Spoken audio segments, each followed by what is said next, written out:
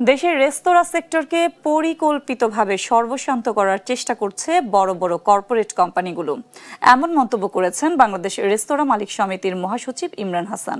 সোমবার ঢাকা রিপোর্টার্স ইউনিটিতে আয়োজিত এক সংবাদ সম্মেলনে তিনি জানান, জ্বালানি সংকট, উচ্চ কর এবং প্রশাসনিক হয়রানির কারণে দেশের এই গুরুত্বপূর্ণ খাত এখন ধ্বংসের মুখে। এ সময় বিনিয়োগ রক্ষা ও কর্মসংস্থান টিকিয়ে রাখতে তারা এলপিজি সংকটের সমাধান এবং সিটি কর্পোরেশনের ট্রেড লাইসেন্স ইস্যু পুনরায় চালু সহ 11 দফা দাবি তুলে ধরেন। রেস্তোরাঁ খাত ব্যবসায়ীদের অভিযোগ, জ্বালানি সংকট, উচ্চ কর হার আর প্রশাসনিক হয়রানি সহ নানা সংকটে জর্জরিত তারা।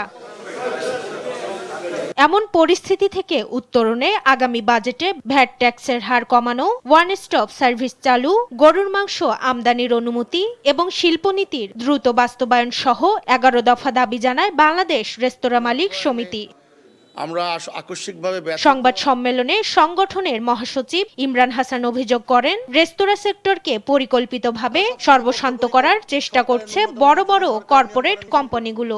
বেকারি শিল্প যেভাবে শেষ হয়ে গেছে, ওইভাবে আমাদের রেস্তোরাঁ সেক্টরকে শেষ করার জন্য পরিকল্পিতভাবে ওই কর্পোরেট আগ্রাসনরা আমার মনে হচ্ছে মন্ত্রণালয়কে কাজে লাগিয়ে আমাদেরকে সর্বশান্ত করছে, যাতে এই 18 কোটি মানুষের মার্কেট তারা নিয়ে নিতে পারে। বিভিন্নভাবে তারা আমাদেরকে প্রশ্নবিদ্ধ করছে।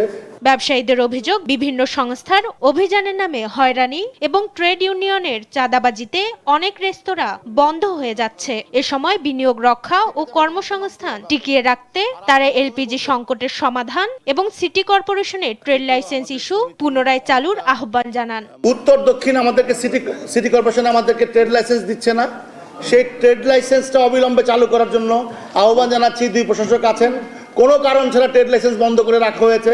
এই ট্রেড লাইসেন্সের নামে বিরাট বাণিজ্য চলছে। আমরা সরকারের কাছে আহ্বান জানাবো, অবিলম্বে ট্রেড লাইসেন্সটা যেন সরকার ওপেন করে দেয়। সংকট নিরসনে সরকারের দ্রুত পদক্ষেপ দেখতে চান ব্যবসায়ীরা। মাকদুরা মিতি, দেশ টিভি, ঢাকা।